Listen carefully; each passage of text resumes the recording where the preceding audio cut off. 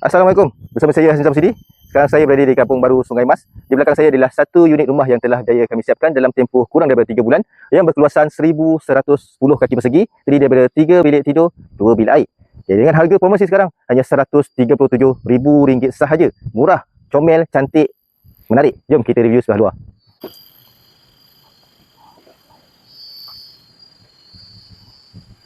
Okey, sekarang kita review sebelah luar pula. Sekarang berkeadaan luar ni kita bagi dua tonal warna. Tapi sebelum tu kita bagi design adalah bumbung bertingkat. Satu yang jenis A yang tinggi, satu lagi A yang rendah. Daripada paras tanah hingga ke puncak, A yang tinggi tu adalah ketinggiannya adalah 22 kaki. Okey, daripada yang rendah ni adalah 20 kaki. Yang A bumbungnya tu. Okey, untuk sebelah luar ni, untuk tingkap kita bagi jenis saiz 2x7 kaki beserta kuping bendul sebelah tingkap untuk 3 unit tingkap yang ada di depan sini. Untuk sebelah luar ni juga kita bagi cat dua tonal warna, satu grey, satu juga warna hitam, supaya nampak rumah ni lebih tahan lama, lambat dia punya warna dia luntuh. Okey, untuk sebelah luar, untuk laluan masuk kita bagi sliding door 3 daun berketinggian 8 kaki, lebar 6 kaki. Okey, untuk kemasan lantai kita bagi mozaik saiz 1x2 kaki. Okey, warna gelap supaya nampak lebih garang. Okey, untuk sebelah luar ni juga ada satu lagi pintu tambahan. Pintu ekstra kita buatkan adalah jenis kayu solid. Kita cat warna hitam. Okey, tombol kita bagi tombol bulat. Okey. Juga tak lupa untuk tingkap sebelah dapur ni kita juga bagi jenis casement juga. Casement boleh buka swing. Okey, bersaiz 3x5 kaki beserta juga dengan dia punya kuping tingkap. Okey, kita review sebelah luar. Sebelah luar dah habis, kita masuk ke dalam pula. Okey. Assalamualaikum. Okey, kita buka pintu sliding ni. Okey, ini adalah keadaan dalam rumah di mana ruang tamu dan juga ruang keluarga kita satukan supaya nampak ruang ni lebih luas, besar. Di mana bila disatukan ni kita akan nampak space open yang amat besar.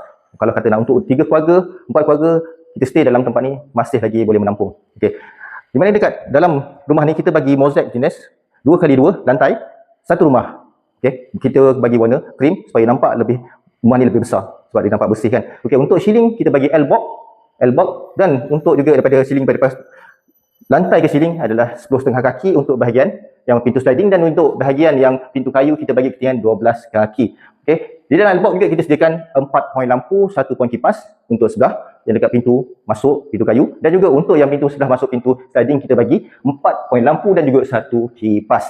Okey, ini adalah bilik pertama, ini adalah bilik yang kedua dan juga ketiga. Okey, kita masuk dulu bilik yang pertama. Jom.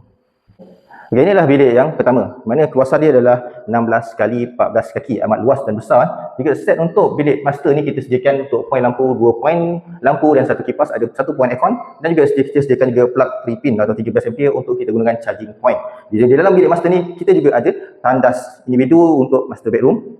Kita siapkan basic spek untuk tandas ni, mana mozaik lantai kita juga dinding. Untuk dinding kita bagi mozaik jenis putih jelaga berketinggian 5 kaki dan juga jenis tandas duduk.